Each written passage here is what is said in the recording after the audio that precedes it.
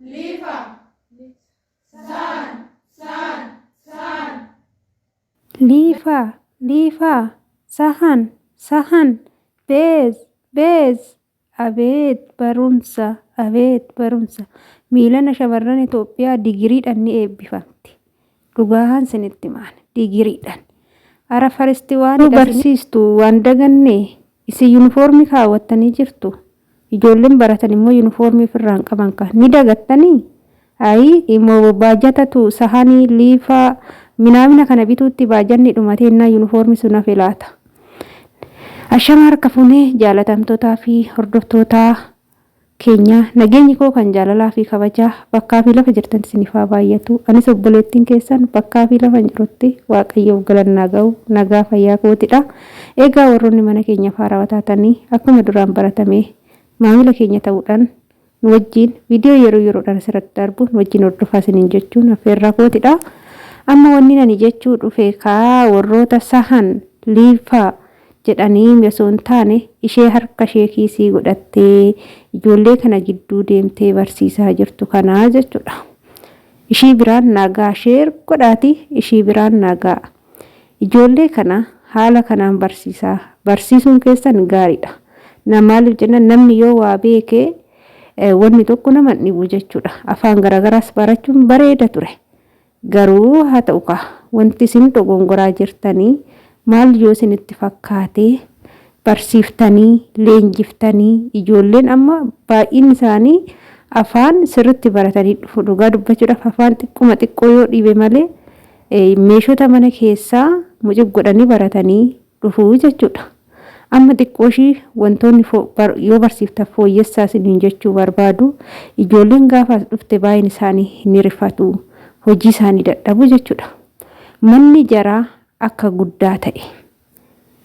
Manni jaraa akka guddaa ta'e. Akka tasaammoo mana fooqii tokko haga 3 haga 4 kan qabu ga'uu danda'a.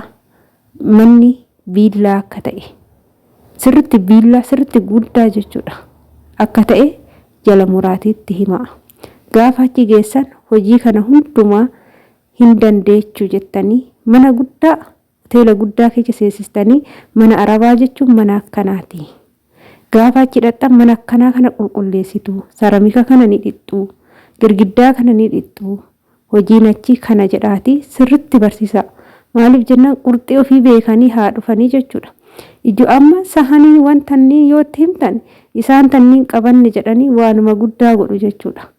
Garuu guddaan mul'achaa hin jiru. Guddaan barsiifamaa hin jiru.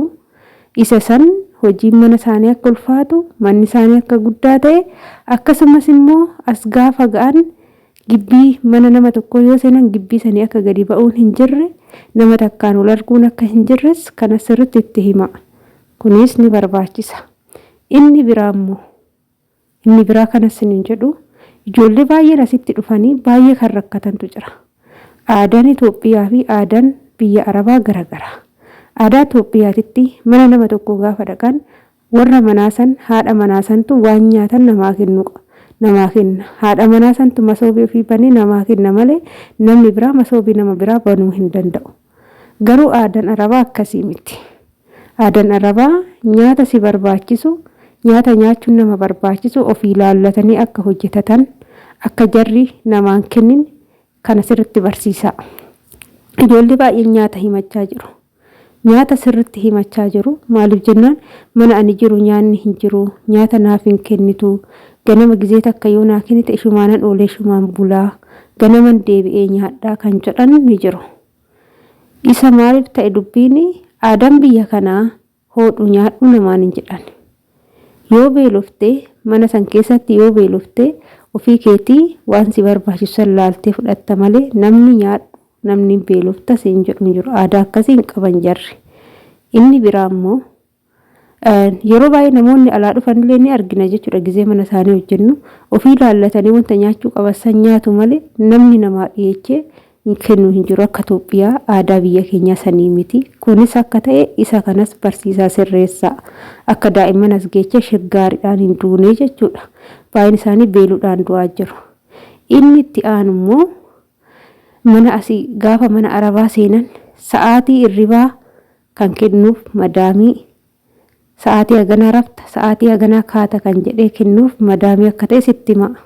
Sa'aatii isaan jedhan dabarsuu akka hin qabnes itti himaatii qurxee ofii beekanii haa dhufan waan ta'eef jechuudha. Isiniif galeemi inni itti aanu daa'imman asii akka nama rakkisan akka sirriitti balleechan yoo daa'imman isaanii aga fidhan balleechan daa'ima isaanii akka rukutuun hin danda'amne akka tuquun hin danda'amne akka obsa qabaatan itti himaa jechuudha.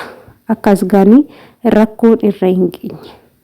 Inni itti aanu immoo hiqaama nagaafatu ijoollee baay'een isaanii hiqaama nagaafatu. Hiqaaman yookaan immoo mattaawqaa jedhamu jechuudha. Paaspoortii fi mattaawqaan gaafa mana kana seenan jarri harkaa fuudhanii hojjechiisanii akka ofii isaaniitti ol ka'an akka isaanitti hin kennine isaan harka kan teenye kanas itti himaa jechuudha. Kanaafuu waa hundumaa beekanii gaafa dhufanii asitti hin rakkatanii waan ta'eef jechuudha. Biyya ormaa baay'ee ulfaatti. Yaani biyya Arabaa jedhan mana hidhaa biyya Arabaa deemnaa. Jireenya keenya fooyyeffachuuf mana hidhaa biyya Arabaa deemnaa jedhanii dhufan. Mana hidhaa deemtu malee mana namaatii miti jedhanii beekanii qurxuu fi beekanii haa dhufanii malee achi osoo hin beekin dhufanii ijoollee baay'een gaabbaa jiru jechuudha. Ijoollee baay'ee nama gara keessatti na dawwalanii ijoolleen amma dhufaa jiran kun isin akkanumatti hojjettanii akkanumatti dandeechanii akkumatti itti barattan jedhanii baay'een isaanii na gaafachaa jiru waan ta'eef kanaaf kana hunduma isaatu itti hima akka biyyi kun ulfaattu baay'ee akka nama dhibu haa barattu ijoolleen jechuudha. Ijoolleen as geechee akka hin boonye baay'een isaanii as gaanii imimmaan miti dhiiga ba'uu dhugaan isinitti hima.